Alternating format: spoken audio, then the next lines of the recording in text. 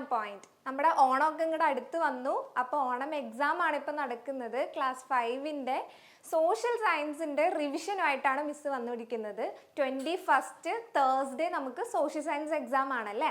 അപ്പോൾ സോഷ്യൽ സയൻസിൽ നിങ്ങൾക്ക് ഏതൊക്കെയാണ് ഇമ്പോർട്ടൻറ്റ് പോർഷൻസ്, ഏതൊക്കെ ക്വസ്റ്റ്യൻസിനാണ് നല്ല സ്ട്രെസ് കൊടുത്ത് പഠിക്കേണ്ട, അങ്ങനെ ഒരുപാട് ഡൗട്ട്സുകൾ ഉണ്ടാവും. അപ്പോൾ അതൊക്കെ ക്ലിയർ ചെയ്യുന്നതിന് വേണ്ടി ഒരു റാപ്പിഡ് റിവിഷൻ ആയിട്ടാണ് മിസ് നിങ്ങളുടെ ഫ്രണ്ടിൽ വന്നിരിക്കുന്നത്. അപ്പോൾ നിങ്ങൾ എന്ത് ചെയ്യുക, ഈ വീഡിയോ ഒക്കെ നിങ്ങളുടെ ഫ്രണ്ട്സിനും കൂടി ഷെയർ ചെയ്ത് കൊടുക്കുക. എല്ലാവർക്കും ഒരുപാട് ഡൗട്ട്സ് ഉണ്ടാകും, ഓരോ പോർഷൻസിൽ നിന്ന് എന്തൊക്കെ ചോദിക്കാൻ ചാൻസസ് ഉണ്ട് എന്ന്. ബിക്കോസ് നമുക്കറിയാം നമ്മുടെ എക്സാമിൻ്റെ പാറ്റേൺ ചേഞ്ച് ആയിട്ടുണ്ടല്ലേ. ഇത്തവണ മുതൽ നമ്മുടെ എക്സാമിൻ്റെ പാറ്റേൺ ചേഞ്ച് ആയിട്ടുണ്ടെന്ന് നിങ്ങൾ സ്കൂളിലൊക്കെ മിസ്സുമാർ പറയണ കേട്ടിട്ടുണ്ടാകും. ഒരുപാട് പാറ്റേണിലൊന്നും നമുക്ക് ചേഞ്ച് ഉണ്ടായിട്ടില്ല. പാറ്റേൺസിൽ ചില ഓപ്ഷൻസ് കൂടിയിട്ടുണ്ട് എന്ന് മാത്രമേ ഉള്ളൂ. ഓക്കെ, അപ്പോൾ അതൊന്നും ഓർത്ത് ആരും ടെൻഷൻ അടിക്കേണ്ട. മിസ് എല്ലാം ഡീറ്റെയിൽ ആയിട്ട് ഈ റിവിഷനിൽ പറഞ്ഞു തരും. ഓക്കെ, അപ്പോൾ നമുക്കൊന്ന് നോക്കിയാലോ. നമുക്കറിയാം ക്ലാസ് 5ന് 21-നാണ് സോഷ്യൽ സയൻസ് എക്സാം. അപ്പോൾ നമുക്ക് അതിൻ്റെ എക്സാം പാറ്റേൺ മാറിയെന്ന് മിസ് പറഞ്ഞല്ലേ. എന്താണ് ആ ചേഞ്ച് എന്ന് നമുക്കൊന്ന് നോക്കിയാലോ. എന്താ? Answer all the 6 questions, answer all the sub questions in it. നമുക്കറിയാം നേരത്തെ നമ്മൾ എഴുതിയിരുന്നത് 5 ആക്ടിവിറ്റീസ് ആയിരുന്നു. 6 ആക്ടിവിറ്റിയിൽ ഏതെങ്കിലും 5 ആക്ടിവിറ്റി, ഓരോ ആക്ടിവിറ്റിക്ക് 5 മാർക്കായിരുന്നു. പക്ഷേ ഇത്തവണ നമ്മുടെ SCERTയുടെ സൈറ്റിൽ വന്നിരിക്കുന്ന പുതിയ അപ്ഡേഷൻ വെച്ചിട്ട് 6 ക്വസ്റ്റ്യൻസ് ആൻസർ ചെയ്യണമെന്നാണ് വന്നിരിക്കുന്നത്. Okay, then for questions with internal choice, answer either A or B. ചില ക്വസ്റ്റ്യൻസിന് ഇന്റേണൽ ചോയ്സസ് ഉണ്ടാകും. ഇപ്പം 5ാമത്തെ ക്വസ്റ്റ്യൻ ആണെങ്കിൽ 5A 5B, ഇതിൽ A or B നിങ്ങൾക്ക് എഴുതിയാൽ മതി. രണ്ടും ആൻസർ ചെയ്യണം എന്നില്ല. നമുക്ക് അത്ര കോൺഫിഡൻ്റ് ആയിട്ടുള്ള ആൻസർ വേണം നമ്മൾ ചെയ്യാനായിട്ട്. ഓക്കെ, അപ്പോൾ ഇതാണ് നമ്മുടെ എക്സാം പാറ്റേണിലെ ചേഞ്ച്. ഇനി നമുക്ക് സിലബസ് ഒന്ന് നോക്കിയാലോ. ഏതൊക്കെ ചാപ്റ്റർ ഉണ്ട് എന്ന് നമുക്ക് ഓൾറെഡി അറിയാം, നിങ്ങൾക്ക് എല്ലാവർക്കും അറിയായിരിക്കും. എന്നാലും മിസ് ഒന്നുകൂടി പറയാം. ഫസ്റ്റ് 4 ചാപ്റ്റേഴ്സ് ആണ് നമുക്ക് പഠിക്കാനുള്ളത്. Peeli's village, food and human, diverse employments, clothing through the ages. ഈ 4 ചാപ്റ്റേഴ്സ് ആണ് നമുക്ക് സോഷ്യൽ സയൻസിൽ പഠിക്കാനുള്ളത്. ഓക്കെ അല്ലേ? ഇത്രയും ക്ലിയർ അല്ലേ? അപ്പം ഇനി നമുക്ക് ഓരോ ചാപ്റ്റേഴ്സും ആ ഓരോ ചാപ്റ്ററിൽ ഇമ്പോർട്ടൻ്റ് ആയിട്ട് നമുക്ക് എക്സ്പെക്റ്റ് ചെയ്യാവുന്ന ക്വസ്റ്റ്യൻസും അതാണ് മിസ് ഡിസ്കസ് ചെയ്യാൻ പോകുന്നത്. അപ്പോൾ ഫസ്റ്റ് നമുക്കറിയാം നമ്മുടെ ഫസ്റ്റ് ചാപ്റ്റർ ഏതാ? എല്ലാവർക്കും ഭയങ്കര ഫെമിലിയർ ആയിട്ടുള്ള ഒരുപാട് ഇഷ്ടമുള്ള ഒരു ചാപ്റ്റർ ആണല്ലേ പീലീസ് വില്ലേജ് എന്ന് പറയുന്നത്. നമുക്കൊരു കഥ പോലെ പോകുന്ന ഒരു ചാപ്റ്ററാണ്, എല്ലാവർക്കും ഇഷ്ടമായിട്ടുള്ള ഒരു ചാപ്റ്റർ ആണല്ലേ. സോ ഈ ചാപ്റ്ററിലെ മെയിൻ ക്യാരക്ടേഴ്സ് ആരൊക്കെയാ അതൊന്നും നമുക്ക് ആദ്യം നോക്കിയാലോ. ആരാ നമ്മുടെ first character? Chameli, Appu, Vicky, Peeli and the 5th one is Neenu. ഇത്ര പേരാണല്ലേ നമ്മുടെ മെയിൻ ക്യാരക്ടേഴ്സ് ഈ ചാപ്റ്ററിലെ. അങ്ങനെയാണെങ്കിൽ ഈ ചാപ്റ്ററിൽ മെയിനായിട്ട് എന്താ പറയുന്നത്? എന്താണ്? ഓരോ ഗ്രാമങ്ങളിൽ റൂറൽ ഏരിയാസിലെ ആൾക്കാരുടെ ലൈഫ്, അല്ലെങ്കിൽ റൂറൽ ഏരിയാസിലെ ആൾക്കാർ എങ്ങനെയാണ് ഒരുമിച്ച് താമസിക്കുന്നത്, അവരുടെ ഇടയിലുള്ള ഒരു കോപ്പറേഷനൊക്കെ എങ്ങനെയാണ്, അങ്ങനത്തെ കാര്യങ്ങളൊക്കെ നമുക്ക് ഈ ചാപ്റ്ററിൽ നിന്ന് ഒരുപാട് മനസ്സിലാക്കാനായിട്ട് പറ്റും. എന്താ? അതൊക്കെയാണ് മിസ് ഇവിടെ കൊടുത്തിരിക്കുന്നത്. അതുപോലെ തന്നെ എന്താണ് അവരുടെ ജേർണിയിൽ ഇവിടെ എന്താ പറയുന്നത്? ചിൽഡ്രൻ ഫ്രം ഡിഫറെൻറ്റ് ബാക്ക്ഗ്രൗണ്ട്, പല ബാക്ക്ഗ്രൗണ്ടിൽ നിന്ന് വരുന്ന ആൾക്കാരാണ് ഓരോ കുട്ടികളും അല്ലേ. അപ്പം ഈ ഓരോ കുട്ടികളിലും റൂറൽ ഏരിയാസിൽ പോയി കഴിഞ്ഞ് കഴിയുമ്പോൾ അവിടുത്തെ ആൾക്കാർ താമസിക്കുന്ന കാണുമ്പോൾ തന്നെ അവർക്ക് ഒരുപാട് കാര്യങ്ങൾ അതിൽ നിന്ന് മനസ്സിലാക്കാനായിട്ട് പറ്റും. ഓക്കെ, പിന്നെന്താ പറയുന്നത്? Children need to be made aware of need for people to live together in society and how mutual help and cooperation can help to build a good society. ഒരു മ്യൂച്വൽ കോപ്പറേഷൻ അല്ലെങ്കിൽ പരസ്പരം ഒരു corporation ഉണ്ടെങ്കിലാണ് നമുക്ക് നല്ലൊരു society ആയിട്ട് മുമ്പോട്ട് പോകാനായിട്ട് പറ്റുള്ളൂ. സോ ഇങ്ങനത്തെ കാര്യങ്ങളൊക്കെ ഈ കുട്ടികൾക്ക് ഈ ചാപ്റ്ററിൽ നിന്ന് മനസ്സിലാക്കാനായിട്ട് പറ്റും. അപ്പം നിങ്ങൾ കുട്ടികൾക്ക് ഈ ഒരു ചാപ്റ്റർ ഇൻക്ലൂഡ് ചെയ്തിരിക്കുന്നതിൻ്റെ റീസൺ തന്നെ അതാണ്. ഓക്കെ, ഹെൽപ്പിംഗ് മെൻറ്റാലിറ്റിയും അതുപോലെ തന്നെ കോപ്പറേഷൻ, ഇങ്ങനത്തെ വാല്യൂസ് ഒക്കെ നമുക്ക് നമ്മുടെ ലൈഫിൽ എന്താണ് ഒരുപാട് നമുക്ക് നമ്മുടെ ലൈഫിൽ മുമ്പോട്ട് കൊണ്ടുപോകാൻ അല്ലെങ്കിൽ നമ്മുടെ ലൈഫിൽ നമുക്ക് പ്രാക്ടിക്കൽ ആക്കാനൊക്കെ ആയിട്ട് വേണ്ടിയാണ് ഈ ചാപ്റ്റർ നിങ്ങൾക്ക് ഇൻക്ലൂഡ് ചെയ്തിട്ടുള്ളത്. അപ്പം ഈ ചാപ്റ്റർ പഠിക്കുമ്പോൾ നമുക്ക് എന്തൊക്കെ കിട്ടും എന്നുള്ള വാല്യൂസും കാര്യങ്ങളൊക്കെയാണ് മിസ് ഇവിടെ പറഞ്ഞിരിക്കുന്നത്. ഓക്കെ, ഇനി നമുക്ക് ക്വസ്റ്റ്യൻസ് നോക്കാം. ഫസ്റ്റ് ഒരു ക്വസ്റ്റ്യൻ നോക്കിയാലോ നമുക്ക്. What are your expectations about Peeli's village? എന്താ പറഞ്ഞിരിക്കുന്നത്? പീലീസ് വില്ലേജിനെ കുറിച്ചിട്ടുള്ള നമ്മുടെ എക്സ്പെക്ടേഷൻ ആണ് ചോദിച്ചിരിക്കുന്നത്. സോ നോക്കിയാലോ, we are expected to see vast green fields unlike the busy streets of our city. നമ്മുടെ സിറ്റിയിൽ നിന്ന്, ഇപ്പം നമ്മൾ സിറ്റി താമസിക്കുന്ന ആൾക്കാരാണെങ്കിൽ ആ സിറ്റിയിൽ നിന്ന് മാറി ഒരു എന്താണ് ഒരു ഗ്രാമീണ ഇത് നമുക്ക് തോന്നുന്ന, അല്ലെങ്കിൽ ഒരു അങ്ങനത്തെ ഒരു എൻവയോൺമെൻറ്റ് നമുക്ക് കാണാൻ പറ്റുന്നതാണ് നമ്മുടെ ഇവിടെ മെയിൻ എക്സ്പെക്ടേഷൻ എന്ന് പറയുന്നത്. And we imagined the village to be peaceful and quiet with the sound of bird singing and animals grazing. എന്താണ് അവിടുത്തെ മെയിൻ ശബ്ദം എന്ന് പറയുന്നത്? നമ്മുടെ ബേർഡ്സിൻ്റെ, രാവിലെയൊക്കെ എണീറ്റ് കഴിഞ്ഞാൽ നമുക്ക് കേൾക്കാൻ പറ്റൂലേ, ബേർഡ്സിൻ്റെയും ആനിമൽസിൻ്റെ ഒക്കെ സൗണ്ടൊക്കെ കേൾക്കാൻ പറ്റും. Okay, then we were looking forward to experiencing a slower piece of life and meeting the friendly villagers. എന്താ പറയുന്നത്? അവിടെ നല്ല പീസും അതുപോലെ തന്നെ പീസ്ഫുൾ അറ്റ്മോസ്ഫിയറും അതുപോലെ തന്നെ എന്താണ് ഫ്രണ്ട്ലി വില്ലേജേഴ്സിനെയൊക്കെ നമുക്ക് അവിടെ കാണാനായിട്ട് പറ്റും. Then we hoped to see traditional houses possibly made of mud and straw and to learn about the farming practices that Pili often talked about. അവിടെ കൂടുതലും നമുക്ക് കാണാൻ പറ്റുന്ന എന്താ, ഫാമിംഗ് ഒക്കെ കാണാനായിട്ട് പറ്റും, അതുപോലെ തന്നെ ട്രഡീഷണൽ ഹൗസസ് ഒക്കെ നമുക്ക് കാണാനായിട്ട് പറ്റും. സോ ഈ പീലി വില്ലേജസിൽ നിന്ന് നമ്മൾ എക്സ്പെക്ട് ചെയ്യുന്ന കാര്യമാണ് നമ്മൾ ഈ ക്വസ്റ്റ്യനിൽ ഡിസ്കസ് ചെയ്തത്. ഇനി സെക്കൻഡ് ക്വസ്റ്റ്യൻ നോക്കി, എന്താ ചോദിച്ചിരിക്കുന്നത്? Why would have Vicky and Appu said two different opinions about the same city. Same സിറ്റീനെ കുറിച്ചിട്ട് അപ്പും അതുപോലെ തന്നെ വിക്കിയും ടു ഡിഫറെൻറ്റ് ഒപ്പീനിയൻസ് പറയുന്നത് എന്തുകൊണ്ടാണെന്നാണ് ചോദിച്ചിരിക്കുന്നത്. അപ്പോൾ നോക്കിയേ, Vicky was worried that Peeli's father might feel bored without good internet coverage and wifi connectivity.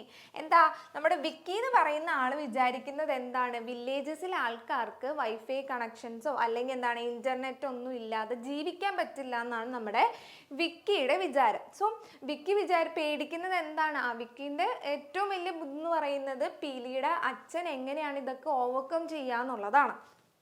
Then Pili reassured him that life in the village is fulfilling and connected in different ways. Pili's father enjoys farm. എന്താ പീലിയുടെ father ഏറ്റവും കൂടുതൽ enjoy ചെയ്യുന്നത് എന്തിലാ?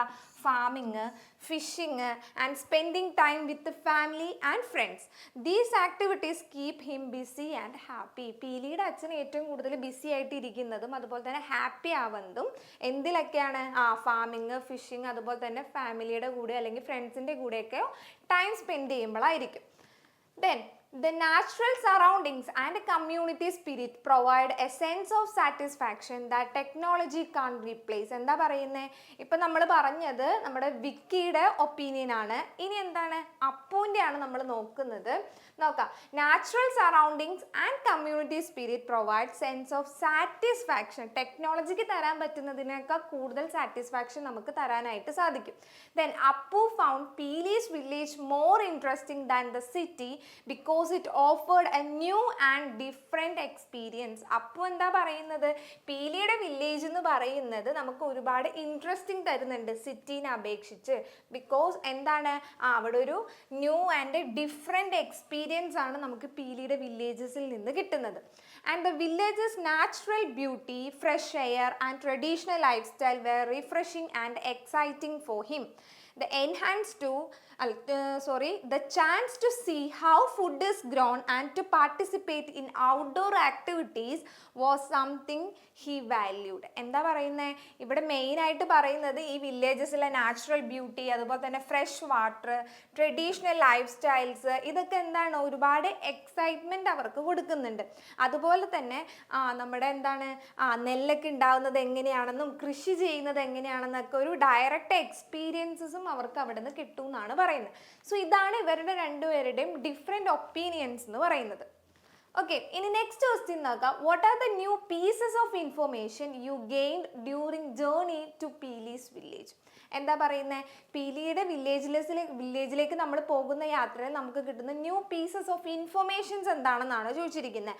My trip to Peeli's village was a different experience. It taught me to appreciate the beauty of nature. എന്താണ് ആ നേച്ചറിനെ അല്ലെങ്കിൽ ആ വില്ലേജസിലെ ബ്യൂട്ടീനെ നമുക്ക് ഒരുപാട് അപ്രീഷിയേറ്റ് ചെയ്യാനായിട്ട് തോന്നും. Then the importance of community and the value of simplicity. I hope to apply these lessons in my own life. എന്താ പറയുന്നത്? ഇവിടെ ഈ ജേർണിയിൽ നിന്ന് നമുക്ക് അവിടെ കണ്ട കുറേ കാര്യങ്ങൾ നമ്മുടെ ലൈഫിൽ നമുക്ക് അഡാപ്റ്റ് ചെയ്യാനായിട്ട് പറ്റും എന്നാണ് പറയുന്നത്. അതുപോലെ തന്നെ അത് നമുക്ക് കോപ്പി ചെയ്യാനായിട്ട് സാധിക്കും. ആ കാര്യങ്ങളാണ് ഇവിടെ പറഞ്ഞിരിക്കുന്നത്. ക്ലിയർ? ഇനി നെക്സ്റ്റ് ക്വസ്റ്റ്യൻ നോക്കാം. What are the essential things you should carry while you are going on A trip?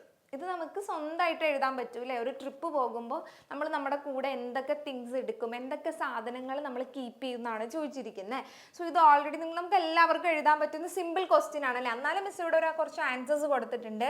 Emergency contact informations നമുക്ക് വേണം. എന്തെങ്കിലും ഒരു ബുദ്ധിമുട്ട് വന്ന് നമുക്ക് പെട്ടെന്ന് വിളിക്കാനായിട്ടുള്ള ഏതെങ്കിലും ഒരു കോൺടാക്ട്സ് വേണം. Then comfortable clothes for each day of the trip and first aid box, അതൊരു ഇമ്പോർട്ടൻറ്റ് തിങ് ആണ്. Then comfortable shoes for walking, then toothbrush and toothpaste, hairbrush or comb, travel games or puzzles, a water bottle to stay hydrated. Okay, so ഇതില് ഈ first aid box ഒക്കെ important ആണ്. Then next question നോക്കേ, explain the difference between rural and urban areas. Rural and urban areas തമ്മിലുള്ള difference ആണ് ചോദിച്ചിരിക്കുന്നത്. നമുക്ക് അറിയാം റൂറൽ ഏരിയാസിൽ എന്ന് പറയുമ്പോൾ എന്തായിരിക്കും, പോപ്പുലേഷൻ കുറവായിരിക്കും. അതുപോലെ അല്ല അർബൻ ഏരിയാസിൽ വരുമ്പോൾ. സോ നമുക്കൊന്ന് നോക്കിയാലോ. പോപ്പുലേഷൻ ഡെൻസിറ്റി എന്ന് പറയുന്ന ഫാക്ടർ രണ്ടിലും എങ്ങനെയാണ്? Rural areas have a low population density, meaning there are fewer people living in a larger space. എന്താണ് ലാർജ് സ്പേസസിൽ കുറച്ച് ആൾക്കാർ മാത്രം താമസിക്കുന്ന ഒരു പോപ്പുലേഷൻ ഡെൻസിറ്റി കുറഞ്ഞ സ്ഥലമാണ് ഏത്, നമ്മുടെ റൂറൽ ഏരിയാസ് എന്ന് പറയുന്നത്. അങ്ങനെയാണെങ്കിൽ അർബൻ ഏരിയാസ് എങ്ങനെയാണ്? Urban areas have A high population density, meaning there are many people living in A smaller space. ചെറിയൊരു പ്ലേസസിൽ ഒരുപാട് ആൾക്കാർ താമസിക്കുന്ന ഹൈ പോപ്പുലേഷൻ ഡെൻസിറ്റി ഉള്ള ഏരിയ ആണ് ഏത്, നമ്മുടെ അർബൻ ഏരിയാസ് എന്ന് പറയുന്നത്. Then buildings are closer together and there are many apartments and high rise buildings. നമുക്കറിയാം അർബൻ ഏരിയാസിൽ ഒരുപാട് നമുക്ക് കാണാൻ പറ്റുന്ന അപ്പാർട്ട്മെന്റ്സും ബിൽഡിങ്സും ഫ്ലാറ്റുകളും ഒക്കെ ഉണ്ട്. ഓക്കെ, ദെൻ എൻവയോൺമെന്റ് എന്ന് പറയുന്ന ഫാക്ടർ വെച്ച് നോക്കുമ്പോൾ നമ്മുടെ റൂറൽ ഏരിയാസിൽ എന്താണ്, the environment is typically more natural with open fields, forest and farm land. ഒരുപാട് ഫാം ലാൻഡ്സും ഫോറസ്റ്റും ഒക്കെ ഉള്ള ഓപ്പൺ ഏരിയ ആയിരിക്കും നമ്മുടെ റൂറൽ ഏരിയാസിൽ. ദെൻ അർബൻ ഏരിയാസിൽ വരുമ്പോൾ അതെങ്ങനെയാണ്, the environment is more build up with lots of buildings, roads and infrastructure. There is more pollution from car, factories and other human activities. Urban ഏരിയാസിലേക്ക് പോകുമ്പോൾ നമുക്കറിയാം ഒരുപാട് ഫ്ലാറ്റും ബിൽഡിങ്സും കാര്യങ്ങളൊക്കെയാണ്. അതുപോലെ തന്നെ ഒരുപാട് റോഡും ഒക്കെ ഉള്ളതാണ്.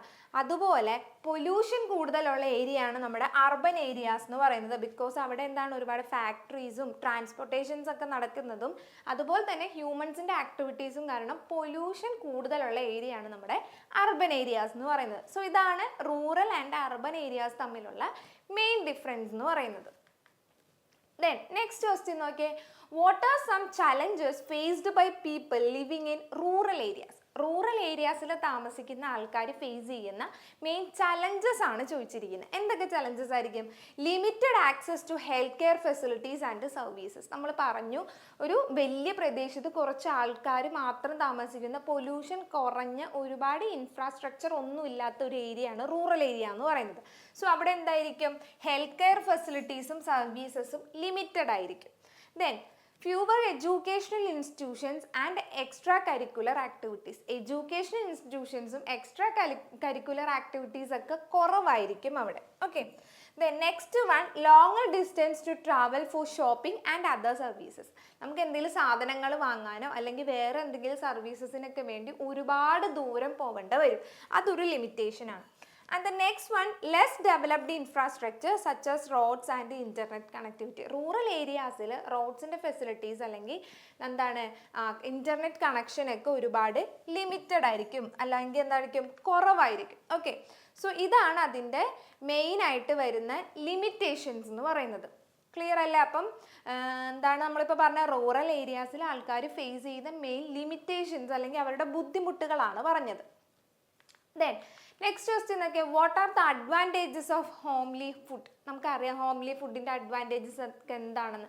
ഒരുപാട് അസുഖങ്ങളിൽ നിന്നൊക്കെ നമ്മളെ ഹെൽപ്പ് ചെയ്യും ഈ ഹോംലി ഫുഡ്. എന്തൊക്കെയാ? Lower risk of health issues. Health ഇഷ്യൂസിൽ നിന്ന് എന്താണ്, നമുക്ക് റിസ്ക് കുറയ്ക്കാനായിട്ട് പറ്റും.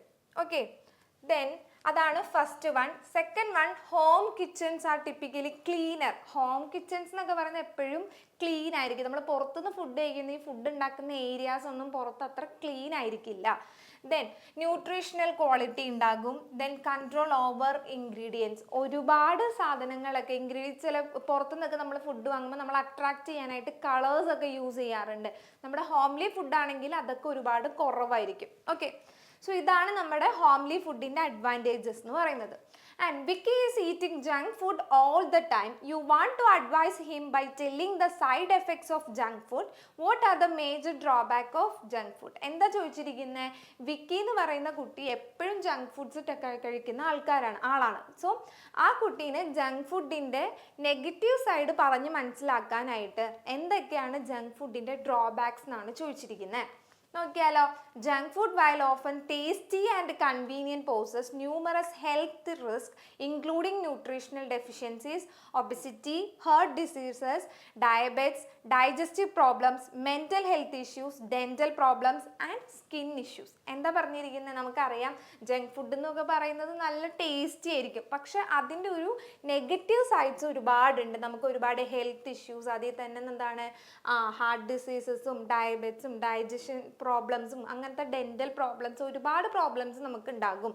Then additionally it's addictive nature and environmental impact make it less desirable choice for long term health and wellbeing. Okay, അപ്പം കൂടുതൽ നമ്മൾ എന്ത് ചെയ്യുക, ഈ ജങ്ക് ഫുഡ്സ് ഒക്കെ ഔട്ട്സൈഡ്സിലെ ഫുഡ്സ് ഒക്കെ ഒഴിവാക്കിയിട്ട് ഹോംലി ഫുഡ് പ്രിഫർ ചെയ്യാനായിട്ട് നോക്കുക.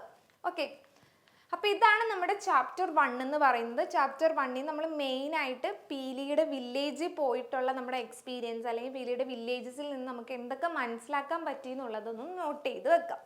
ഓക്കെ അല്ലേ? ദെൻ സെക്കൻഡ് ചാപ്റ്റർ എന്താണ്? നമ്മുടെ ഫുഡ് ആൻഡ് ഹ്യൂമൻ. ഫുഡും അതുപോലെ തന്നെ ഹ്യൂമനെയും കുറിച്ചിട്ടുള്ള ഒരു ചാപ്റ്ററാണ് നമ്മുടെ second chapter.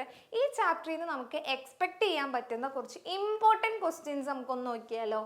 What were the possible conditions that forced early humans to find other ways to obtain food? എന്താ ചോദിച്ചിരിക്കുന്നത്?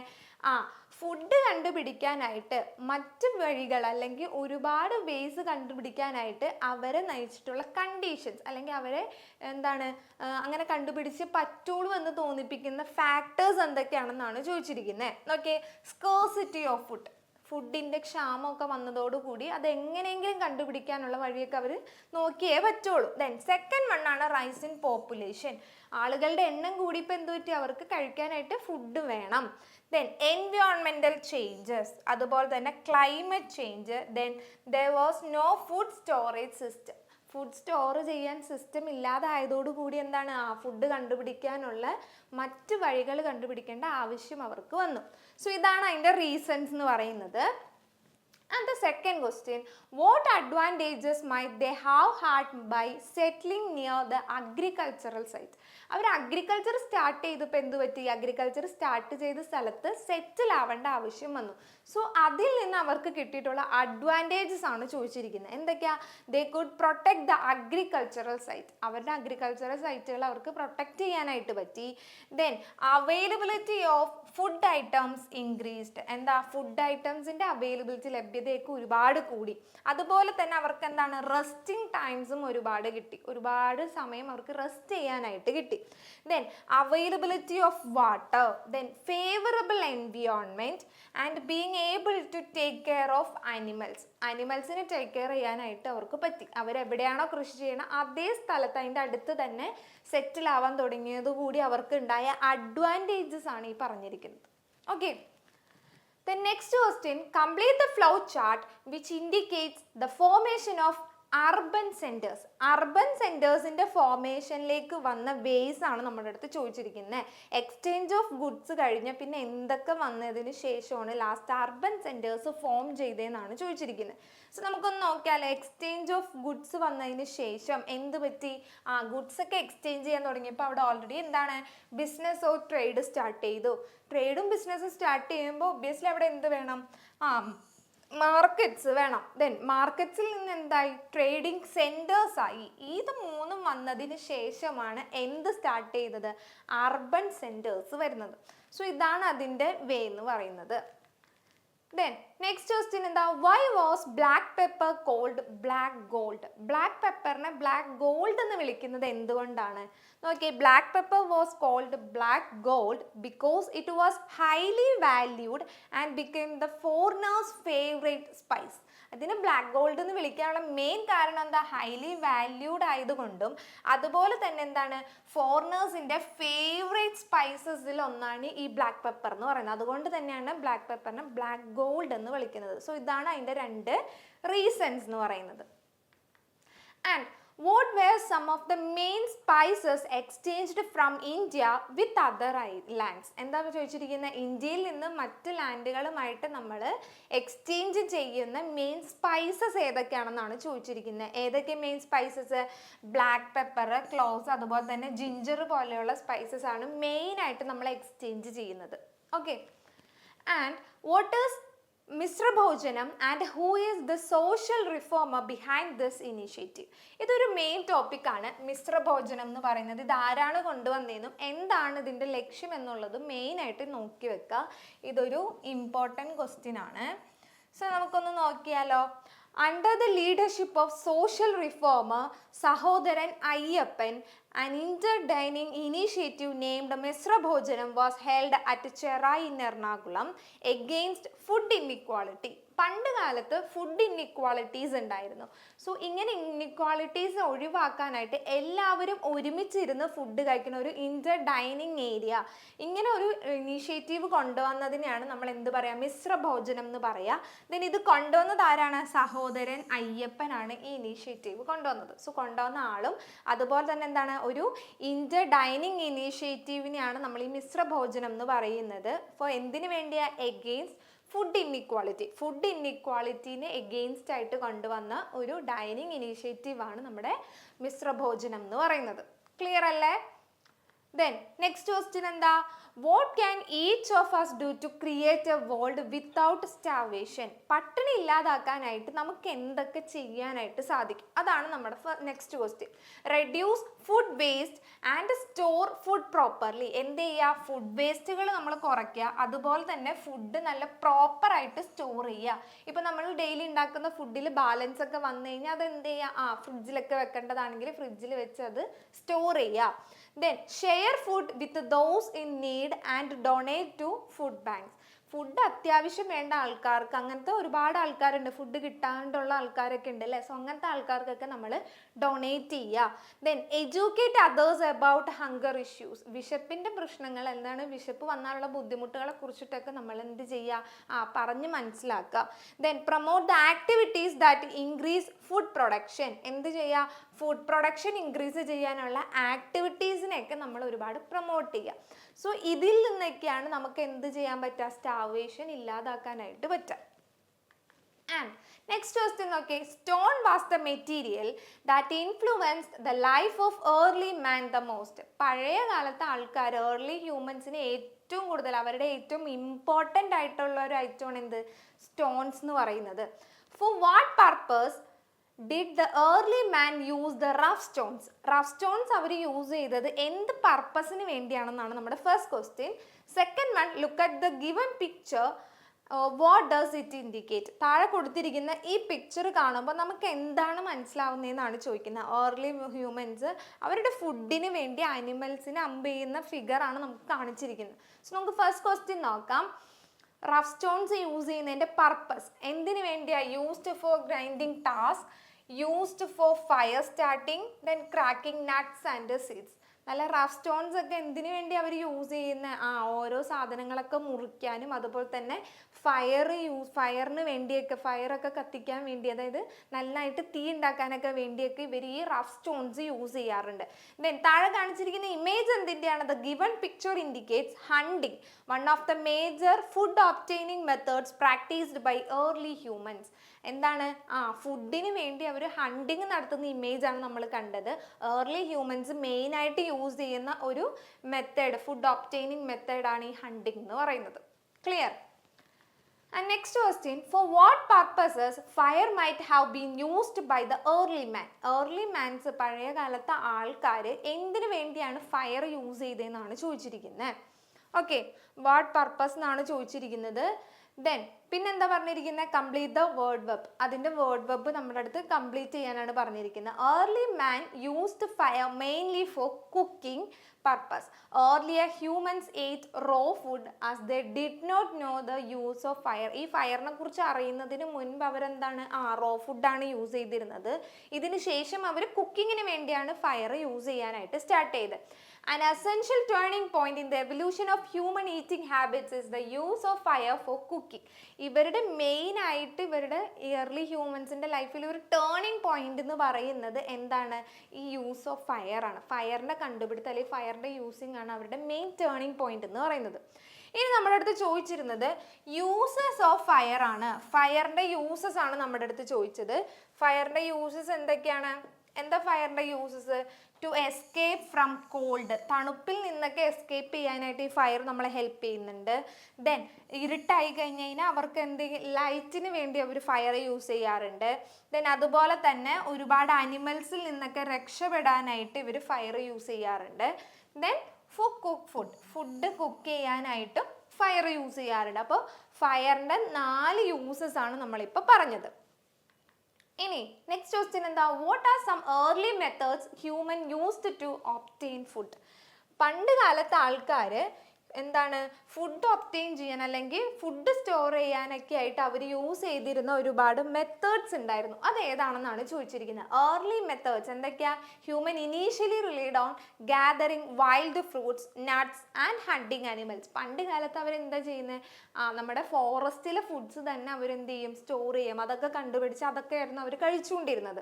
As they developed tools and discovered fire, tools ഒക്കെ അവർ കണ്ടുപിടിച്ച് അതുപോലെ തന്നെ ഫയറും കണ്ടുപിടിച്ചതിന് ശേഷം they began cooking food which led to a significant shift in their life style. അവരുടെ ലൈഫ് സ്റ്റൈലിൽ ഒരു ഷിഫ്റ്റ് വന്നത് അപ്പോഴാണ്. എന്താണ്, ഈ ഫയറും അതുപോലെ തന്നെ എന്താണ് ഒരുപാട് ടൂൾസും കണ്ടുപിടിച്ചതോടുകൂടി ദേ ബിഗാൻ കുക്കിംഗ് അവർ സ്റ്റാർട്ട് ചെയ്തു. Okay, then what are granaries, mention their uses. എന്താ ചോദിച്ചിരിക്കുന്നത്, ഗ്രാനറീസ് എന്താണെന്നും അതിൻ്റെ യൂസസും ആണ് ചോദിച്ചിരിക്കുന്നത്. എന്തായിരിക്കും ഗ്രാനറീസ് എന്ന് പറയുന്നത്? അവർ ഫുഡ് സ്റ്റോർ ചെയ്ത് വെക്കുന്ന ഏരിയയാണ് നമ്മൾ ഗ്രാനറി എന്ന് പറയാം. നോക്കാം, the Indus valley civilisation or Harappan civilisation was a river valley civilisation that existed in ancient India. Ancient ഇന്ത്യയിൽ ഉണ്ടായിരുന്ന ഒരു റിവർ വാലി സിവിലൈസേഷൻ ആണ് നമ്മുടെ ഹാരപ്പൻ സിവിലൈസേഷൻ എന്ന് പറയുന്നത്. One of the most important features of this civilization is the granary. ഈ സിവിലൈസേഷനിലെ main feature ആണ് granary എന്ന് പറയുന്നത്. They were built of bricks use ചെയ്തിട്ടാണ് ഇത് ബിൽഡ് ചെയ്തിരിക്കുന്നത്. Grains were brought from distant villages and stored in these granaries. ഇവർ ഒരുപാട് ദൂരെയൊക്കെ പോയി പല വില്ലേജസിൽ നിന്ന് കളക്ട് ചെയ്യുന്ന ധാന്യങ്ങൾ അല്ലെങ്കിൽ ഫുഡ് ഐറ്റംസ് ഒക്കെ സ്റ്റോർ ചെയ്ത് വെക്കാനാണ് ഈ ഗ്രാനറീസ് മെയിനായിട്ട് യൂസ് ചെയ്യുന്നത്. സോ ഇതാണ് നമ്മുടെ സെക്കൻഡ് ചാപ്റ്ററിലെ ഇമ്പോർട്ടൻ്റ് ആയിട്ടുള്ള ക്വസ്റ്റ്യൻസ് എന്ന് പറയുന്നത്. ഇനി നമുക്ക് തേർഡ് ചാപ്റ്ററിലേക്ക് പോവാം. ചാപ്റ്റർ 3 എന്ന് പറയുന്നത് diverse employment, different types of എംപ്ലോയ്മെൻറ്റ്സിനെ കുറിച്ചിട്ട്, സെൽഫ് എംപ്ലോയ്മെൻറ്റ്, ബിസിനസ് പോലെയുള്ള കാര്യങ്ങളെ കുറിച്ചിട്ടാണ് നമുക്ക് മെയിനായിട്ട് ഈ ചാപ്റ്ററിൽ ഡിസ്കസ് ചെയ്യാനുള്ളത്. സോ നമുക്ക് നോക്കിയാലോ എന്തൊക്കെയാണ് ഇതിൽ നമുക്ക് എക്സ്പെക്ട് ചെയ്യാവുന്ന ക്വസ്റ്റ്യൻസ് എന്ന്. ഫസ്റ്റ് വൺ നോക്കാം, what are the major sources of income? നമ്മുടെ ഇൻകത്തിൻ്റെ മേജർ സോഴ്സസ് ആണ് ചോദിച്ചിരിക്കുന്നത്. ഏതൊക്കെ മേജർ സോഴ്സസ്? ബാങ്ക് ഇൻവെസ്റ്റ്മെൻ്റ് ഉണ്ട്, ബിസിനസ് ഉണ്ട്, അസറ്റ്സ് ഉണ്ട്, ദെൻ അഗ്രികൾച്ചർ ഉണ്ട്, അതുപോലെ തന്നെ നോൺ അഗ്രികൾച്ചറൽ എംപ്ലോയ്മെൻറ്റും ഉണ്ട്. ഇത് നമ്മുടെ എക്സാം പോയിന്റിൻ്റെ ഗൈഡിലെ പേജ് നമ്പർ 55 ഡീറ്റെയിൽ ആയിട്ട് ഒരു ഗ്രാഫിൽ ഡയഗ്രാം വരച്ച് കൊടുത്തിട്ടുണ്ട്. സോ ഗൈഡ് ഉള്ളവർ റെഫർ ചെയ്യുക. ഇതാണ് നമ്മുടെ മേജർ സോഴ്സസ് ഓഫ് ഇൻകം എന്ന് പറയുന്നത്.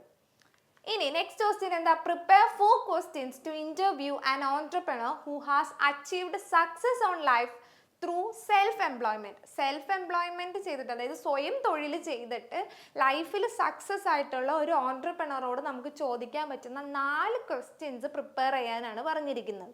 നമുക്കൊന്ന് നോക്കിയാലോ. What inspired you to start your own work or business? നമ്മൾ മോസ്റ്റ്ലി കണ്ടുവന്നത് എങ്ങനെയാണ്, പഠിക്കുക, പഠിച്ചതിന് ശേഷം ജോലിക്ക് പോവുക. അതിനല്ലാതെ സ്വന്തമായിട്ട് ഒരു സ്റ്റാർട്ടപ്പിലേക്ക് അദ്ദേഹത്തിന് ഇൻസ്പയർഡ് ചെയ്തത് എന്താണെന്നാണ് നമ്മുടെ first question. Then second one എന്താ, what problems did you face in the beginning and how did you solve them? First ആയിട്ട് നമ്മളൊരു എന്താണ് സ്റ്റാർട്ട് ചെയ്യുമ്പോൾ, എന്തെങ്കിലും ഒരു ബിസിനസ് സ്റ്റാർട്ട് ചെയ്യുമ്പോൾ ഒരുപാട് പ്രോബ്ലംസ് നമുക്ക് ഫേസ് ചെയ്യേണ്ടതായിട്ട് വരും. സോ അങ്ങനെ ഫേസ് ചെയ്ത പ്രോബ്ലംസ്, സ്റ്റാർട്ടിങ്ങിൽ ഫേസ് ചെയ്ത പ്രോബ്ലംസ് എങ്ങനെയാണെന്നും അതെങ്ങനെ സോൾവ് ചെയ്തതെന്ന് നമുക്ക് ചോദിക്കാം. Then what is the most important thing you learn while running your own business? നമ്മുടെ സ്വന്തം ബിസിനസ് നമ്മൾ റൺ ചെയ്യുമ്പോൾ നമുക്ക് അതിൽ നിന്ന് കിട്ടിയിട്ടുള്ള ഒരു ഇമ്പോർട്ടൻറ്റ് തിങ്, അല്ലെങ്കിൽ ഈ ബിസിനസ് ഇങ്ങനെ സ്റ്റാർട്ട് ചെയ്ത് പോകുമ്പോൾ ഇങ്ങനത്തെ ഇഷ്യൂസ് ഉണ്ടാകും, അതിൽ ഇമ്പോർട്ടൻ്റ് ആയിട്ട് നമുക്ക് കിട്ടിയിട്ടുള്ളത് എന്താണെന്നാണ് ചോദിച്ചിരിക്കുന്നത്.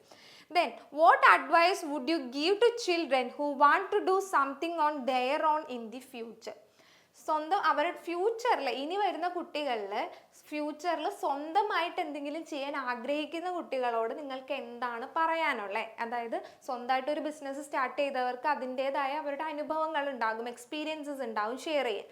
സോ അതിൽ ഇനി വരുന്ന കുട്ടികളോട്, ഇങ്ങനെ ഇൻട്രസ്റ്റഡ് ആയിട്ടുള്ള കുട്ടികളോട് പറയാനുള്ള എക്സ്പീരിയൻസ് ആണ് ചോദിച്ചിരിക്കുന്നത്. ഒരു 4 ക്വസ്റ്റ്യൻ ആണ് നമ്മുടെ അടുത്ത് പ്രിപ്പയർ ചെയ്യാൻ പറഞ്ഞിരിക്കുന്നത്. ദെൻ ഇത് നമ്മുടെ SCERTയുടെ പുതിയ പബ്ലിഷ് ചെയ്തേക്കണ മോഡൽ ക്വസ്റ്റ്യൻ പേപ്പറിൽ ചോദിച്ചിട്ടുള്ളൊരു ക്വസ്റ്റ്യൻ ആണ്. സോ എന്താ, ഡയറക്റ്റ് അല്ലാതെയും ഇൻഡയറക്റ്റ് ആയിട്ടും നിങ്ങൾക്ക് ക്വസ്റ്റ്യൻസ് വരുന്നുണ്ടെന്ന് നമുക്കിപ്പോൾ മനസ്സിലായി. ദെൻ നെക്സ്റ്റ് ക്വസ്റ്റ്യൻ നോക്കാം. The government implements various schemes to promote success through self-employment initiative. Complete the table of self-employment schemes and beneficiaries. നമ്മുടെ സെൽഫ് എംപ്ലോയ്മെൻറ്റ് സ്കീംസും അതുപോലെ തന്നെ ബെനഫിഷ്യറീസ്, ആർക്കാണ് ഇതിൻ്റെ ബെനിഫിറ്റ്സ് കിട്ടുന്നതെന്നുള്ളതുമാണ് ഇവിടെ കൊടുത്തിരിക്കുന്നത്. നമ്മുടെ ഗവൺമെൻറ് ഇംപ്ലിമെൻറ്റ് ചെയ്തിട്ടുള്ള കുറച്ച് സ്കീംസ് ആണിത്. ഈ സ്കീംസ് എന്താണെന്നും അതിൻ്റെ ബെനഫിഷ്യറീസ് ആരാണെന്നും എഴുതാനാണ്. സോ ഇവിടെ കൊടുത്തിരിക്കുന്നത് നവജീവൻ പ്രൊജക്റ്റ് ആണ്, അതിൻ്റെ ബെനഫിഷ്യറി ആരാന്ന് എഴുതാം.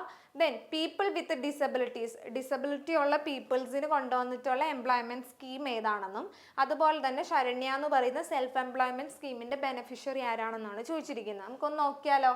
ഈ 4 എംപ്ലോയ്മെൻറ്റ് സ്കീംസും ബെനഫിഷ്യറീസും ആണ് നിങ്ങൾക്ക് പഠിക്കാനുള്ളൂ. അതിൽ നവജീവൻ എന്ന് പറയുന്നത് ആരാണ് അതിൻ്റെ ബെനഫിഷ്യറി വരുന്നത്? സീനിയർ സിറ്റിസൺസ് ആണ്, മുതിർന്ന സിറ്റിസൺസ് ആണ് ഇതിൽ വരുന്നത്.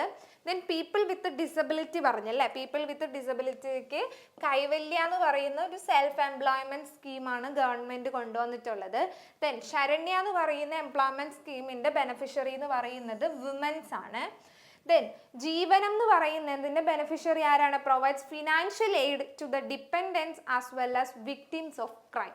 ഓക്കെ, അപ്പോൾ ഇതാണ് നമ്മുടെ സെൽഫ് എംപ്ലോയ്മെൻറ്റ് സ്കീംസും അതിൻ്റെ ബെനഫിഷ്യറീസ് എന്നും പറയുന്നത്. ഇതും നമുക്കൊരു ഇമ്പോർട്ടൻറ്റ് ക്വസ്റ്റ്യൻ ആണ്, നമുക്ക് എക്സാമിനെ എക്സ്പെക്റ്റ് ചെയ്യാൻ പറ്റുന്ന ഒരു ഇമ്പോർട്ടൻറ്റ് ക്വസ്റ്റ്യൻ ആണ് ഇതും. ഓക്കെ, ഇനി നെക്സ്റ്റ് ക്വസ്റ്റ്യൻ എന്താ? Right the characteristics of self employed enterprises. Self employed എൻ്റർപ്രൈസസിൻ്റെ ഫീച്ചേഴ്സ് ആണ് ചോദിച്ചിരിക്കുന്നത്. എന്തൊക്കെയാ? Individuals can earn through self employment without depending on others. അതാണ് ഏറ്റവും മെയിൻ ആയിട്ടുള്ള ഫീച്ചർ എന്ന് പറയുന്നത്. എന്താ? നമ്മൾ സ്വന്തമായിട്ട് നടത്തുന്ന ബിസിനസ് ആണെങ്കിൽ നമ്മൾ ആരിലും ഡിപ്പെൻഡഡ് അല്ല. ഓക്കെ, സോ നമുക്ക് എന്താണ്, സ്വന്തമായിട്ട് ഏൺ ചെയ്യാനായിട്ട് പറ്റും. It involves ownership and management of activities by a person. ഇതിൻ്റെ മാനേജ്മെൻറ്റും ആക്ടിവിറ്റീസും എല്ലാം ഒരാളിൽ തന്നെയായിരിക്കും. Then the owner alone has to take the profit and bear the risk of loss. ഈ എന്താണ്, നമ്മുടെ ഓണർ എന്ന് പറയുന്ന ആൾ ഒറ്റക്കായിരിക്കും ഇതിൻ്റെ റിസ്ക്കും അതുപോലെ തന്നെ അതിൻ്റെ പ്രോഫിറ്റും എല്ലാം കിട്ടുന്നത് ഈ ഓണർ എന്ന് പറയുന്ന വ്യക്തിക്ക് ഒറ്റക്കായിരിക്കും. ഓക്കെ, സോ ഇതാണ് നമ്മുടെ സെൽഫ് എംപ്ലോയിഡ് എൻ്റർപ്രൈസസിൻ്റെ ഫീച്ചേഴ്സ് ആയിട്ട് നമുക്ക് എഴുതാൻ പറ്റുന്നത്. ആൻഡ് നെക്സ്റ്റ് ക്വസ്റ്റ്യൻ നോക്കിയാലോ. നമ്മുടെ ചാപ്റ്ററിൻ്റെ പേരും അതുപോലെ തന്നെയായിരുന്നു. What are the 2 main types of employment? 2 type of എംപ്ലോയ്മെൻറ്റിൻ്റെ പേര് എഴുതാനാണ് പറഞ്ഞിരിക്കുന്നത്. എംപ്ലോയ്മെൻറ്റ് 2 ടൈപ്സ് ആണുള്ളത്. First one agricultural environment. Then second one എന്ന് പറയുന്നത് നോൺ അഗ്രികൾച്ചറൽ എൻവയോൺമെൻറ്റ് ആണ്. ഫസ്റ്റ് വൺ എന്ന് പറയുന്നത് നമ്മുടെ അഗ്രികൾച്ചറൽ എൻവയോൺമെൻറ്റ് ആണ്. Second one non agricultural employment ആണ്. സോ ഇത് രണ്ടെണ്ണമാണ് നമ്മുടെ ടൈപ്പ് ഓഫ് എംപ്ലോയ്മെൻറ്റ് എന്ന് പറയുന്നത്. ഇനി give examples of self employment ventures. Self എംപ്ലോയ്മെൻറ്റിൻ്റെ എക്സാമ്പിൾസ് ആണ് നമ്മുടെ അടുത്ത് ചോദിച്ചിരിക്കുന്നത്. എന്താണ്? ഗ്രോസറി ഷോപ്സ് എഴുതാം, ടൈലറിങ് ഷോപ്സ് എഴുതാം, അതുപോലെ തന്നെ ബേക്കറീസ്, ഇൻഡിവിജ്വൽസ് ആയിട്ടോ അല്ലെങ്കിൽ ഗ്രൂപ്പ്സ് ആയിട്ടോ റൺ ചെയ്യുന്ന ബേക്കറീസ്, ഇതൊക്കെ സെൽഫ് എംപ്ലോയ്മെൻറ്റ് വെഞ്ചേഴ്സിന് എക്സാമ്പിൾസ് ആണ്. ഇനി ഇത് നമ്മുടെ അടുത്ത് എന്താ ചോദിച്ചിരിക്കുന്നത്? ഒരു ഫിഗർ തന്നിട്ടുണ്ട്. Write down the names of employment from the given pictures according to agricultural and non-agricultural employment. നമ്മൾ പറഞ്ഞു എംപ്ലോയ്മെന്റ് 2 ടൈപ്സ് ഉണ്ട്, അഗ്രികൾച്ചറും നോൺ അഗ്രികൾച്ചറും ഉണ്ട്. ഇവിടെ അഗ്രികൾച്ചറിൽ വരുന്നതും നോൺ അഗ്രികൾച്ചറിലും വരുന്ന ടൈപ്പ് ഓഫ് എംപ്ലോയ്മെന്റ്സിന്റെ ഫിഗേഴ്സ് തന്നിട്ടുണ്ട്. ഇതിന്റെ പേരും ഇത് ഏതിലാണ് വരുന്നതെന്നുള്ളതുമാണ് നമ്മൾ എഴുതേണ്ടത്. സോ ഫിഗേഴ്സ് എല്ലാവരും നോക്കുക. നമുക്ക് 6 ഫിഗേഴ്സ് തന്നിട്ടുണ്ട്. ഈ 6 ഫിഗേഴ്സിന്റെ പേരുകളും ഇത് വരുന്നത് ഏത് ടൈപ്പ് ഓഫ് എംപ്ലോയ്മെന്റിലാണെന്നാണ് നമ്മുടെ അടുത്ത് ക്വസ്റ്റ്യൻ ചോദിച്ചിരിക്കുന്നത്. സോ നോക്കിയേ, അഗ്രികൾച്ചറൽ എംപ്ലോയ്മെന്റ് എന്ന് ഹെഡിങ് കൊടുക്കുക, ദെൻ നോൺ അഗ്രികൾച്ചറൽ എംപ്ലോയ്മെന്റ് എന്നും ഹെഡിങ് കൊടുക്കുക. ഇതാണ് നമ്മുടെ 2 ടൈപ്പ് ഓഫ് എംപ്ലോയ്മെന്റ് എന്ന് പറയുന്നത്. ഇനി നമ്മൾ കണ്ട ഫിഗേഴ്സിൽ ഫസ്റ്റ് വൺ അനിമൽ ഹസ്ബൻഡറി വരുന്നത് നമ്മുടെ അഗ്രികൾച്ചറൽ എംപ്ലോയ്മെന്റിലാണ്. സെക്കൻഡ് നമ്മുടെ പ്ലംബർ വരുന്നത് നോൺ അഗ്രികൾച്ചറിലാണ്. സി നമ്മുടെ പിസിക്കൾച്ചർ വരുന്നത് അഗ്രികൾച്ചറിലാണ്. ഡി പോസ്റ്റ്മാൻ വരുന്നത് നമ്മുടെ നോൺ അഗ്രികൾച്ചറിലാണ്. ദെൻ ഈ വരുന്ന സെറികൾച്ചർ നമ്മുടെ അഗ്രികൾച്ചർ ആയിട്ട് റിലേറ്റഡ് ആയിട്ടുള്ളതാണ്. ദെൻ ഡോക്ടർ എന്ന് പറയുന്നത് നമ്മുടെ നോൺ അഗ്രികൾച്ചറൽ എംപ്ലോയ്മെന്റിൽ വരുന്നതാണ്. സോ ഇതിൽ നിന്ന് തന്നെ നമുക്ക് 2 ക്വസ്റ്റ്യൻ നമുക്ക് ആൻസർ ചെയ്യാം. അഗ്രികൾച്ചറും നോൺ അഗ്രികൾച്ചറും 2 ടൈപ്പ് ഓഫ് എംപ്ലോയ്മെന്റ് ഉണ്ടെന്നും അതിന്റെ എക്സാമ്പിൾസ് നമുക്ക് ഇതിൽ നിന്ന് കിട്ടും. ക്ലിയർ അല്ലേ? Then next question നോക്കിയേ, give some examples of assets. അസറ്റ്സിന് എക്സാമ്പിൾസ് എഴുതാനാണ് പറഞ്ഞിരിക്കുന്നത്. എന്തൊക്കെയാ? ബിൽഡിങ്സ് എന്ന് പറയുന്നത് നമുക്കൊരു അസറ്റ് ആണ്. കാരണം ഈ ബിൽഡിങ്സിൽ നിന്ന് നമുക്ക് എന്താണ്, റെന്റ് കിട്ടും അല്ലേ? സോ ഇങ്ങനെ റെന്റ് കിട്ടുന്നത് നമുക്ക് എന്താണ്, ഒരു അസറ്റ് ആണ്. നമുക്കുള്ള പ്രോപ്പർട്ടീസും ഇതെല്ലാം നമുക്കൊരു അസറ്റ് ആണ്. Then how do assets generate income? ഈ അസറ്റ്സ് എങ്ങനെയാണ് നമുക്ക് ഇൻകം ജനറേറ്റ് ചെയ്യാൻ പറ്റും? ഇപ്പം നമുക്ക് കുറച്ച് ബിൽഡിങ്സ് ഉണ്ട്, അല്ലെങ്കിൽ കുറച്ച് പറമ്പ് നമുക്കുണ്ട്. ഈ പറമ്പിൽ നിന്ന് നമുക്ക് എങ്ങനെയാണ് ഇൻകം ഏൺ ചെയ്യാൻ പറ്റുക? അതാണ് ഇവിടെ ചോദിച്ചിരിക്കുന്നത്. Assets generate income through rent or lease. അത് എന്താണ്, എന്തെങ്കിലും ബിൽഡിങ്സ് ഒക്കെ പണിതിട്ടാണെങ്കിൽ അത് റെന്റിന് കൊടുത്തിട്ടോ അല്ലെങ്കിൽ ലീസിന് കൊടുത്തിട്ടൊക്കെ നമുക്ക് എന്ത് ചെയ്യാം, അതിൽ നിന്ന് ഇൻകം ഏൺ ചെയ്യാനായിട്ട് പറ്റും. ഓക്കെ, സോ ഇങ്ങനെയാണ് നമ്മുടെ അസറ്റിൽ നിന്ന് നമ്മൾ ഇൻകം ജനറേറ്റ് ചെയ്യുന്നത്. സോ ഇതാണ് നമ്മുടെ ചാപ്റ്റർ 3 എന്ന് പറയുന്നത്. മിസ് പറഞ്ഞു സിമ്പിൾ ചാപ്റ്റേഴ്സ് ആണ് നമുക്ക് പഠിക്കാനുള്ള, സിമ്പിൾ ആൻഡ് ഷോർട്ട് ചാപ്റ്റേഴ്സ് ആണ്. അതിൽ ഇമ്പോർട്ടൻറ്റ് ക്വസ്റ്റ്യൻസ് ആണ് നമ്മളിപ്പോൾ ഡിസ്കസ് ചെയ്യുന്നത്. ആൻഡ് നമ്മുടെ ഓണം എക്സാമിൻ്റെ ലാസ്റ്റ് ചാപ്റ്റർ ആണ് ഏത്, ക്ലോത്തിങ് ത്രൂ ദ ഏജസ് എന്ന് പറയുന്നത്. ഡിഫറെൻറ്റ് ടൈപ്സ് ഓഫ് ക്ലോത്ത്സും പണ്ട് കാലത്ത് ഉണ്ടായിരുന്ന ക്ലോത്ത്സും ഇപ്പോഴത്തെ ക്ലോത്തിൻ്റെ പാറ്റേൺസിൽ വന്നിരിക്കുന്ന ചേഞ്ചസും കാര്യങ്ങളൊക്കെയാണ് നമുക്ക് ഈ ചാപ്റ്ററിൽ മെയിനായിട്ട് ഡിസ്കസ് ചെയ്യുന്നത്. സോ നമുക്കൊന്ന് നോക്കിയാൽ ഈ ചാപ്റ്ററിലെ ക്വസ്റ്റ്യൻസ് ഒന്ന്. How does clothing become useful to us?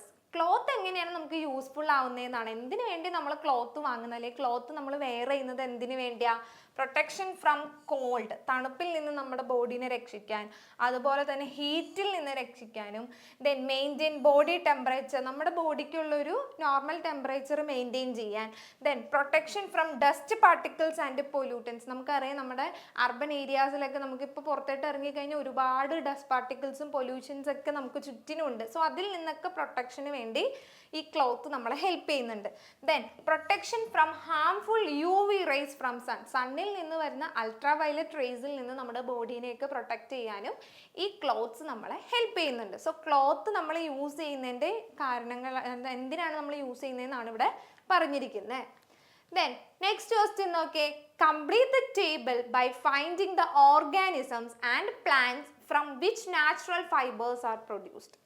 നോക്കിയേ, അപ്പോൾ വൂൾ തന്നിട്ടുണ്ട്, സിൽക്കിൻ്റെ സിൽക്ക് വോം ആണ്, കോട്ടൻ്റെ കോട്ടൺ പ്ലാന്റ് ആണ്, ജൂട്ടും തന്നിട്ടുണ്ട്. ഇത് രണ്ടുമാണ് നമ്മൾ കണ്ടുപിടിക്കേണ്ടത്. വൂളിൻ്റെ എന്താണ്, വൂളിൻ്റെ വരുന്നത് ഷീപ്പാണ്. ദെൻ നമ്മുടെ ജൂട്ടിൽ വരുന്നത് ജൂട്ട് പ്ലാന്റ് ആണ്, കോട്ടണിൽ വരുന്നത് കോട്ടൺ പ്ലാന്റ്, സിൽക്കിൽ വരുന്നത് സിൽക്ക് വോം ആണ്. ഓക്കെ, സോ അതൊന്ന് നോക്കി വെക്കുക. ദെൻ നമ്മുടെ നെക്സ്റ്റ് ക്വസ്റ്റ്യൻ എന്ന് പറയുന്നത്, classify the below given materials as natural and synthetic fibers. എന്താ പറഞ്ഞിരിക്കുന്നത്? സിന്തറ്റിക് ഫൈബേഴ്സും നാച്ചുറൽ ആയിട്ട് നമുക്ക് കുറച്ച് ഐറ്റംസ് ഇവിടെ തന്നിട്ടുണ്ട്, മെറ്റീരിയൽസ്. ഈ മെറ്റീരിയൽസിനെ ക്ലാസിഫൈ ചെയ്യാനാണ് പറഞ്ഞിരിക്കുന്നത്. സോ ആദ്യം നമ്മൾ എന്ത് ചെയ്യുക, ഹെഡിങ്സ് കൊടുക്കുക. നാച്ചുറൽ ഫൈബേഴ്സിനും അതുപോലെ തന്നെ സിന്തറ്റിക് ഫൈബറിനും 2 ഹെഡിങ് കൊടുക്കുക. ഈ തന്നിരിക്കുന്ന മെറ്റീരിയൽസിനെ നമ്മൾ ക്ലാസിഫൈ ചെയ്യുക. നാച്ചുറൽ ഫൈബേഴ്സിൽ വരുന്നതാണ് നമ്മുടെ കോട്ടനും ജൂട്ടും സിൽക്കും.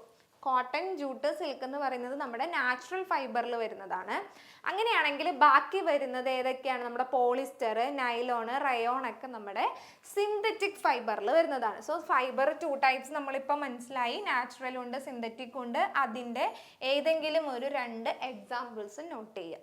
ഓക്കെ, ഇനി differentiate between natural and synthetic fibre. നമ്മൾ മുമ്പ് പറഞ്ഞു നാച്ചുറലും സിന്തറ്റിക്കും പറഞ്ഞു. ഇത് രണ്ടും തമ്മിലുള്ള ഡിഫറൻസ് എന്താണെന്ന് നോക്കിയാലോ. നാച്ചുറൽ ഫൈബേഴ്സ് എന്ന് പറയുന്നത് it produced from animals and plants. അനിമൽസിൽ നിന്നും അല്ലെങ്കിൽ പ്ലാന്റ്സിൽ നിന്നും നമ്മൾ പ്രൊഡ്യൂസ് ചെയ്യുന്നതാണ് നാച്ചുറൽ ഫൈബർ എന്ന് പറയുന്നത്. അതിന് എക്സാമ്പിൾ ആണ് നമ്മൾ പറഞ്ഞ കോട്ടൺ, ജൂട്ടൊക്കെ പോലെയുള്ളത്. ദെൻ സിന്തറ്റിക് ഫൈബേഴ്സ് എന്ന് പറഞ്ഞാൽ it is produced from chemicals such as petroleum പോലെയുള്ള കെമിക്കൽസിൽ നിന്ന് നമ്മൾ പ്രൊഡ്യൂസ് ചെയ്യുന്നതാണ് സിന്തറ്റിക് ഫൈബേഴ്സ് എന്ന് പറയുന്നത്.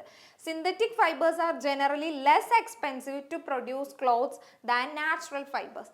ഈ നാച്ചുറൽ ഫൈബേഴ്സിനെ അപേക്ഷിച്ച് സിന്തറ്റിക് ഫൈബേഴ്സിന് എന്താണ് എക്സ്പെൻസ് കുറവാണ്. ക്ലോത്ത് ഒക്കെ പ്രൊഡ്യൂസ് ചെയ്യുന്നതിൽ എക്സ്പെൻസ് ഇവർക്ക് കുറവാണ്. അതിന് എക്സാമ്പിൾ ആണ് നമ്മുടെ പോളിസ്റ്ററും നൈലോണും റയോണൊക്കെ വരുന്നത്.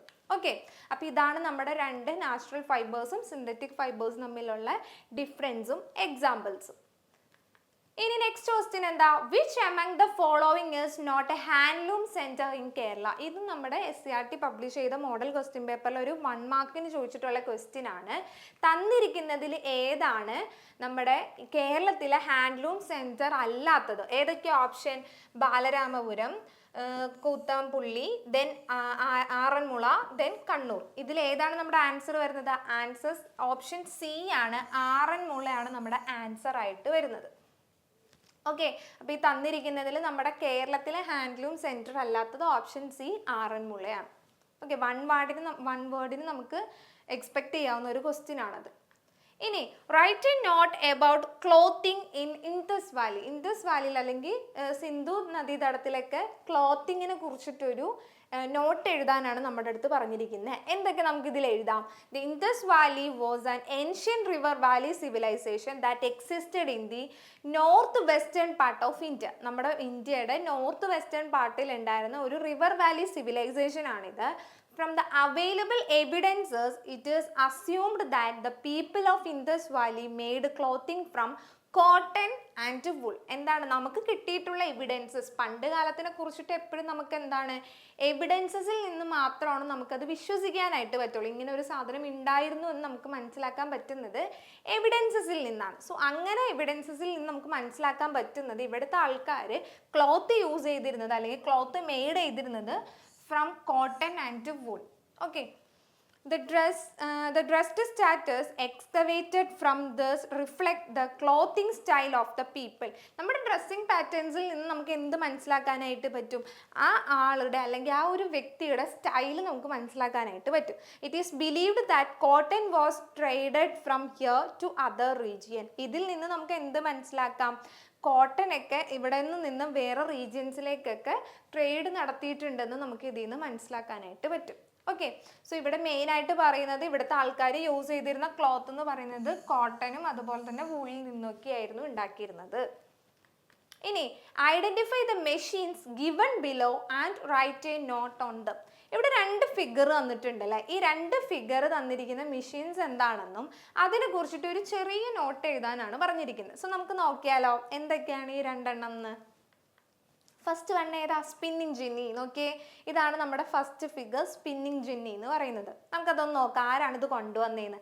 The spinning jenny was invented by James Hargreaves. ഇത് നിങ്ങൾ ഓർത്തു വെക്കാം, മേ ബി വൺ വേർഡിന് ചോദിക്കാം. ജെയിംസ് ഹാർഗ്രീവ്സ് ആണ് നമ്മുടെ സ്പിന്നിങ് ജെന്നി കൊണ്ടുവന്നത്. The hand made yarn production was not enough to meet the demand of the textile industry at that time. ആ സമയത്ത് ടെക്സ്റ്റൈൽ ഇൻഡസ്ട്രിക്ക് ആവശ്യമായിട്ടുള്ള നൂലൊക്കെ ഉണ്ടാക്കാനായിട്ട് ഹാൻഡ് മെയ്ഡ് ആയിട്ട് നമുക്ക് ഒരുപാട് ടൈം എടുക്കുമായിരുന്നു. The invention of the spinning jenny accelerated the production of yarn.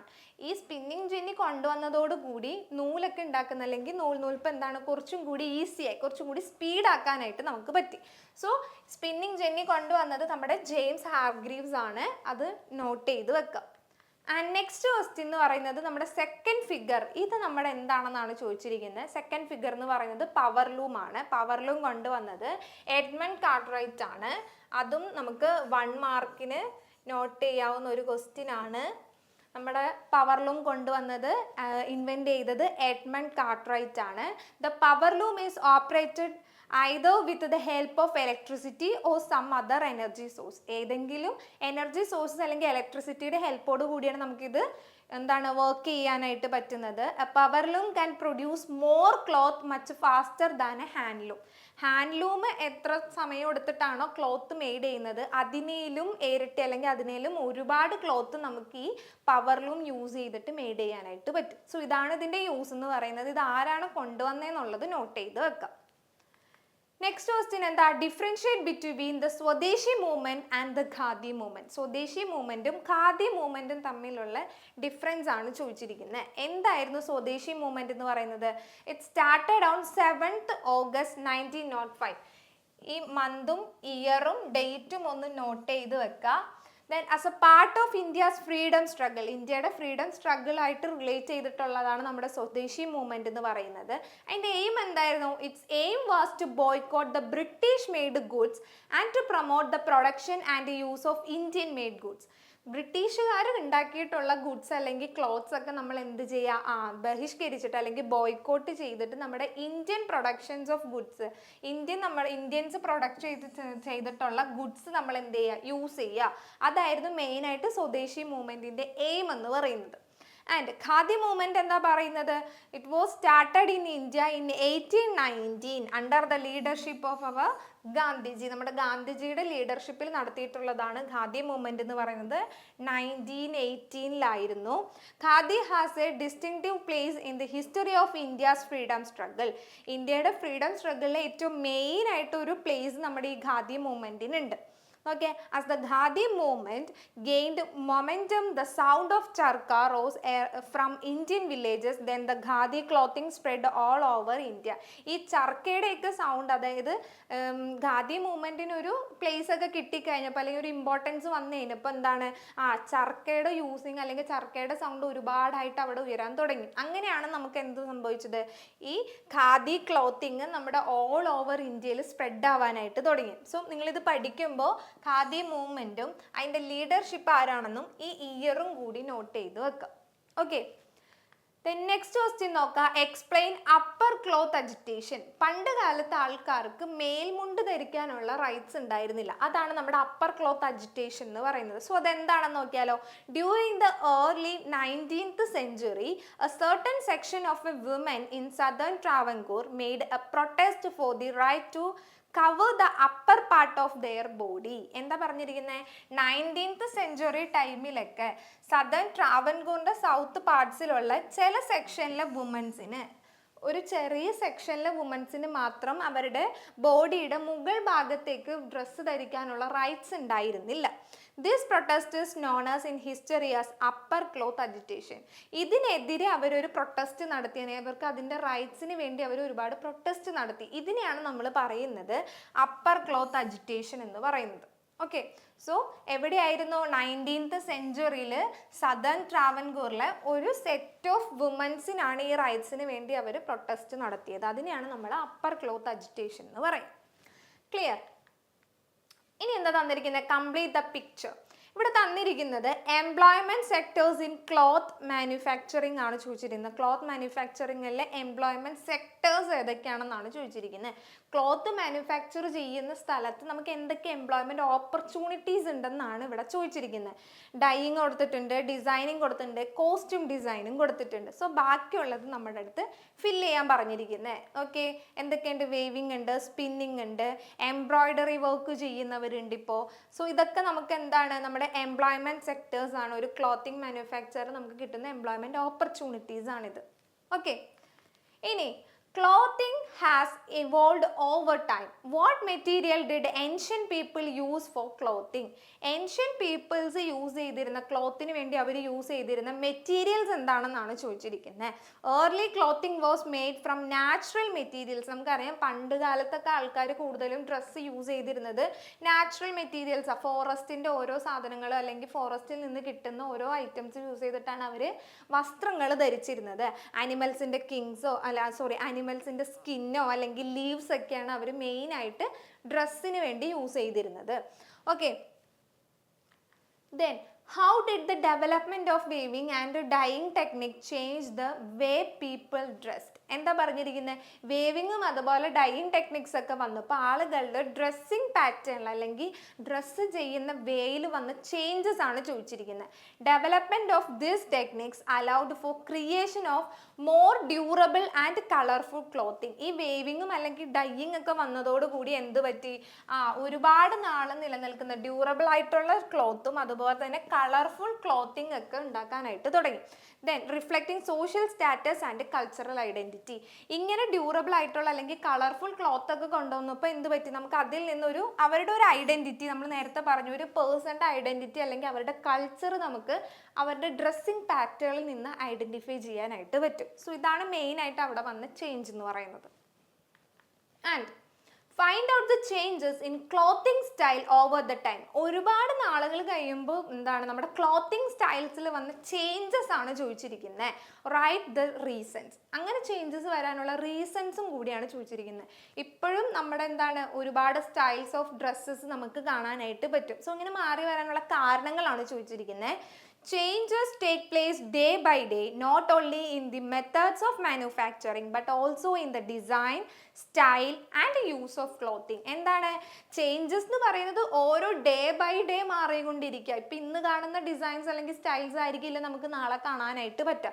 So changes ഒരുപാട് സംഭവിക്കുന്നുണ്ട്. ഇത് എന്തിൽ മാത്രമല്ല, മാനുഫാക്ചറിങ് മെത്തേഡ്സിൽ, അതായത് ആ ഡ്രസ്സ് ഉണ്ടാക്കുന്ന മാനുഫാക്ചറിങ് മെത്തേഡ്സിൽ മാത്രമല്ല ഈ ചേഞ്ചസ് വരുന്നത്. വേറെ എന്തിൽ വരുന്നുണ്ട്?